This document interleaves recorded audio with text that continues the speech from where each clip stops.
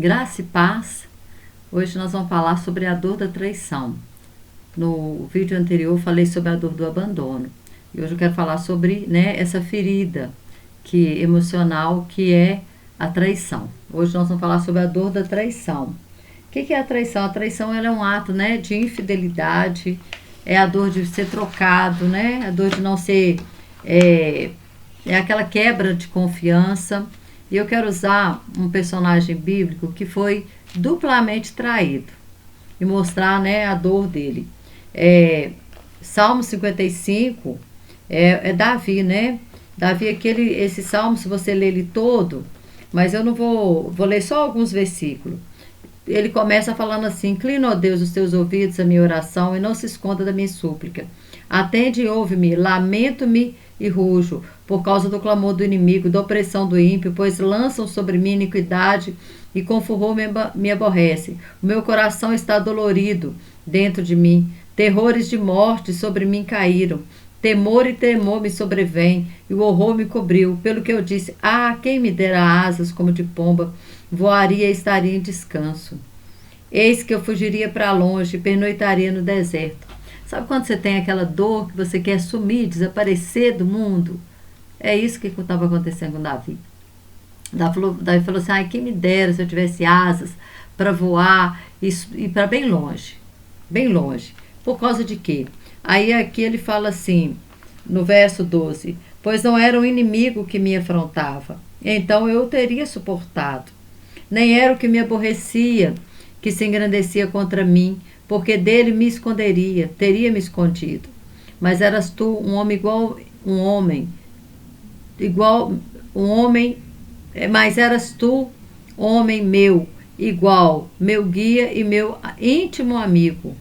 Praticávamos juntos suavemente e íamos com a multidão à casa de Deus. O que estava acontecendo com Davi? Esse salmo aqui foi escrito no momento em que Davi ele fugia, porque Absalão, seu próprio filho, estava tentando tomar o trono dele. Então ele estava sendo traído, pelo amigo. Ele estava sendo traído pelo filho, desculpa, mas também estava sendo traído pelo amigo. Por isso ele fala: mas era tu, homem, meu igual, meu guia e meu íntimo amigo. O que aconteceu? Quando Absalão ele começa a se levantar como querendo, tomar o trono do pai, ele ganha um aliado. E esse aliado era Aitofel, que era o quê? O conselheiro do rei, que era amigo íntimo de Davi, que era uma pessoa que estava perto de Davi, era uma pessoa que quem Davi confiava.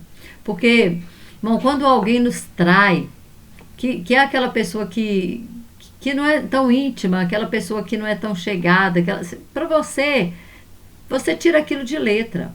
Quando alguém, nos ofende, nos magoa, que é uma pessoa que você não é do seu círculo, não faz parte ali daquele ciclo familiar seu ou de amigo, você nem sente a dor.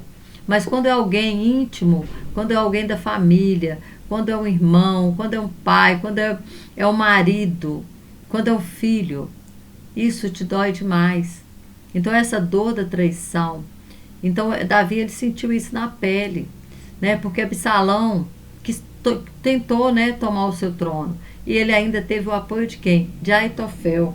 Olha o que fala aqui em 2 Samuel, quando Davi, ele está 2 Samuel 9, do 1 ao 8. Fala assim, e havia um homem, desculpa, eu estou lendo 1 Samuel, 2 Samuel. 2 Samuel 9, fala assim, olha, meu Deus, tô errado. É 15. Nossa, desculpa, tá, irmão? Desculpa. Eu li o texto errado aqui. É 2 Samuel 15, versículo 31. Fala assim: então fizeram saber a Davi, dizendo: também Aitofel está entre os que conjuraram com Absalão, pelo que disse Davi: ó Senhor, transtorna o conselho de Aitofel. Porque Aitofel ele sabia, ele conhecia Davi intimamente, ele sabia o que Davi ele poderia estar fazendo naquele momento, onde Davi procuraria refúgio. Ele sabia Davi tinha ele como aquela pessoa íntima, aquela pessoa, e ele para Davi ele era como um oráculo de Deus. Os conselhos dele eram como Deus falando através da vida dele. Então era uma dor assim, muito grande que Davi estava sentindo. E quando ele fica sabendo que Aitofel também estava traindo ele, não era só Absalão. Aí quando ele está ali na fuga dele, né? Aí chega para ele um mensageiro e fala: olha, mas Davi, Aitofel também está entre os que conjuraram contra você. Ou seja, ele estava lá, junto com Davi no palácio, aconselhando Davi e traindo Davi por trás. Por trás ele estava ajudando Absalão, para que Absalão ele pudesse tomar o trono do pai. Ele estava o quê? Em conluio ali com Absalão para que isso acontecesse. Mas por que de tudo isso? Por que Aitofel fez isso?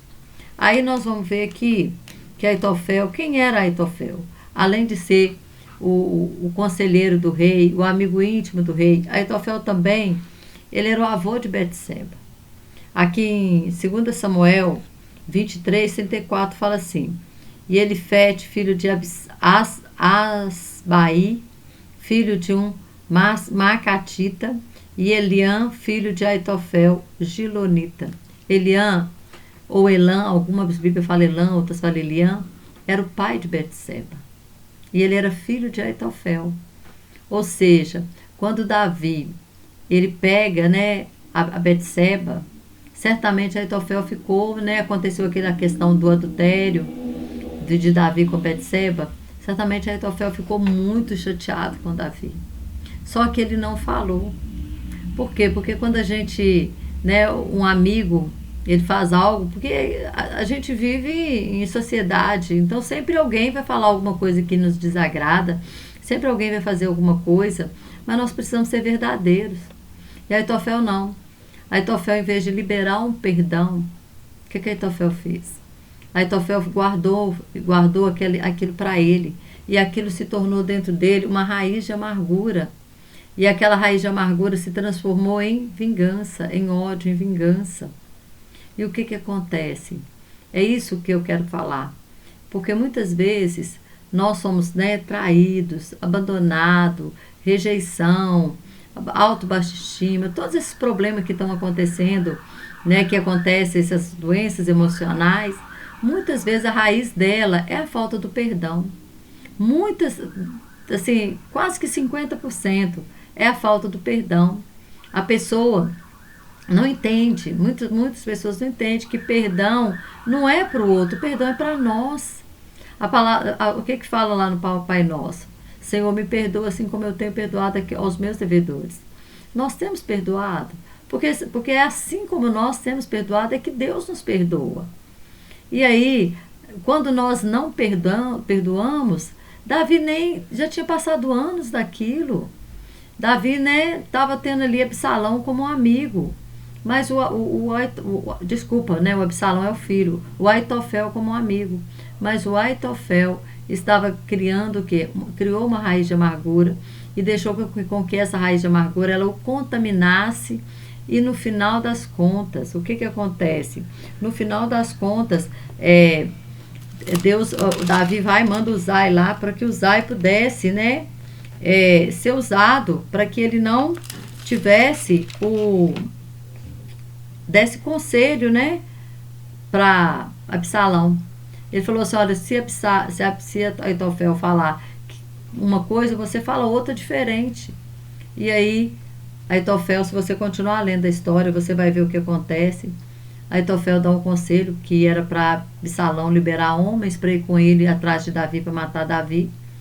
E Uzai fala assim: não, eu conheço seu pai é guerreiro de anos, essa hora ele está escondido em uma caverna, vocês não vão encontrar ele não. E aí, deixa isso para amanhã, para outro dia. E aí Absalão ouve o conselho de Uzai e não ouve o conselho de Aitofel. E Aitofel vai para casa e se enforca. Infelizmente, esse é o fim de Aitofel. Ele se enforca. Por causa de quê? Porque se sentiu traído pelo amigo. Quando o amigo, né, faz o que fez, que Davi pega Betseba, né, para ser mulher dele, manda matar o marido, que é Urias. Ele se sentiu traído pelo amigo. Só que agora quem fere Quem é ferido, fere. Como ele estava ferido, ele feriu também. Então nós temos que ter muito cuidado com a nossa alma. Nós temos que ter muito cuidado, porque a gente não pode guardar nada dentro da gente. A gente não pode guardar mágoa, rancor, ira. E a gente tem que liberar o perdão no mesmo dia, porque senão vai virar raiz de amargura.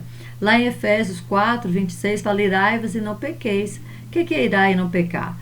Se uma pessoa te prejudica, é natural você ficar com raiva. É natural você ficar chateado. Mas aí o outro verso fala assim: irai-vos e não pequeis. Não se põe o sol sobre a vossa ira. Não deis lugar ao diabo. Então, quando eu deixo passar de um dia para o outro, aquilo vai me contaminando, vai me contaminando. E por que diabo é esse que eu estou dando lugar? Aqueles espíritos atormentadores que vai ficar falando na sua mente: ah, você não merecia isso, você... fulano podia ter feito isso com você, e aí você vai se vitimizando, e não libera o perdão, e aí aquilo vai virando sentimento, e o sentimento vai rezando de mágoa, de ira, de rancor, e quem fica prejudicado? Você mesmo. Por quê? Porque às vezes a pessoa que fez aquilo com você nem está lembrando. Davi nem lembrava do que aconteceu, e Aitofel estava contaminado, totalmente contaminado. E o fim dele, olha que fim horroroso, ele se enforca, ele se suicida, quando o conselho dele não é ouvido, porque sempre o conselho dele era ouvido, e Absalão não ouviu o conselho dele, mas porque vinha de Deus, porque Deus que protegia Davi, é Deus que guardava Davi. Então a dor da traição é uma dor que você quer sumir, como Davi fez. Falou: nossa, se eu pudesse, eu queria ter asa para sumir, para desaparecer, porque eu não queria ter que enfrentar, porque você enfrenta o inimigo, mas o amigo, né? Aquela pessoa que está ali com você, aquela pessoa da família, o seu cônjuge, o seu filho, tantas situações que a gente vai vivendo e que vai ficando difícil. Então nós temos que ter esse entendimento. E aqui, né? Existe uma outra forma. Qual que é a forma de proteção? Por exemplo, se há uma mulher que ela é traída, ela pode usar duas situações. Ou ela pode se tornar o mais sedutora e atraente possível, pensando assim: ah, já que ele me traiu, eu agora vou ser a mais bonita, eu vou... Aí você vê aquelas mulheres, né? Aí não se cuidava antes, aí foi traída. Aí agora se cuida, né? Gasta mesmo com academia, gasta com estética, gasta com isso, para ficar mais atraente ainda, para provar para ele, né? Olha aí o que você perdeu, né? O que você perdeu. Então essa é uma estratégia de quem é traído, mas por dentro você vai ver que é uma pessoa que está sofrendo ainda, né? Ela está sofrendo tanto que ela quer provar que ela é melhor que a outra pelo qual ela foi trocada, né? Ou existe também um contrário. O que é o contrário? É aquela pessoa que fica descuidada. Ela fala assim: ah, já que eu já fui traída mesmo, eu me cuidava. Aí ela fica totalmente descuidada para não chamar a atenção de ninguém. Por quê? Porque ela tem medo de ser traída de novo. Então ela não quer mais relacionamento. Porque ela ficou tão machucada que ela se descuida para não chamar a atenção de homem nenhum, porque ela não quer ser mais traída, né? Então ela faz isso. Então existem essas duas situações quando é o caso, né, de um casal, de uma traição conjugal. E existe também ali, né, esse ato de infidelidade, né, pode levar a pessoa a ter também um outro casamento. E o que acontece? Você foi traído no primeiro, no segundo, você vai se tornar possessivo, ciumento, vai se tornar uma pessoa que desconfia de todo mundo. Porque, fulano já me traiu, quem garante que você não vai me trair? Não é verdade? Então, o que eu tenho que fazer? Não, o que você tem que fazer? É liberar perdão. É perdoar, sabe? A cura nossa, não existe cura sem perdão. Não existe cura sem perdão. Não existe. Você pode procurar cura em qualquer forma. Não existe. Outra coisa, cuidar de você, ter amor próprio. Sabe? Porque se o fulano não te ama, se alguém te traiu, você se ame. Você se ama porque Deus, ele te ama. Deus ele nos ama tanto que ele provou o amor dele enviando Jesus Cristo para morrer na cruz do Calvário por nós, enquanto nós ainda éramos pecadores, não merecíamos, como nós não merecemos. Mas mesmo assim ele provou o amor dele por nós. Então nós temos que entender que o homem pode falhar, mas Deus não falha. Você pode até ter sido traída por um homem, mas Deus jamais vai te trair. Deus jamais vai te abandonar. Deus jamais vai te desamparar. Então, olhe para você, cuide de você, do seu amor próprio. Se ame em primeiro lugar. Sabe, às vezes as pessoas, elas amam demais o outro, mas não se ama. Então tem que haver esse amor próprio para que eu possa entender que se eu fui traída, o ser humano, isso pode acontecer. Eu posso, né? Isso, enquanto nós estivermos nessa terra, nós estamos sujeitos a viver toda e qualquer situação. Mas eu preciso saber como que eu vou lidar com isso. Como que eu vou lidar com isso? Como que eu vou lidar com a rejeição? Como que eu vou lidar com o abandono? Como que eu vou lidar com a autoestima? Eu vou deixar isso tomar conta de mim? Eu vou deixar isso entrar dentro de mim? Eu vou deixar isso me contaminar? Ou eu vou lutar contra isso? Ou eu vou liberar perdão? Eu vou saber que eu sou amada?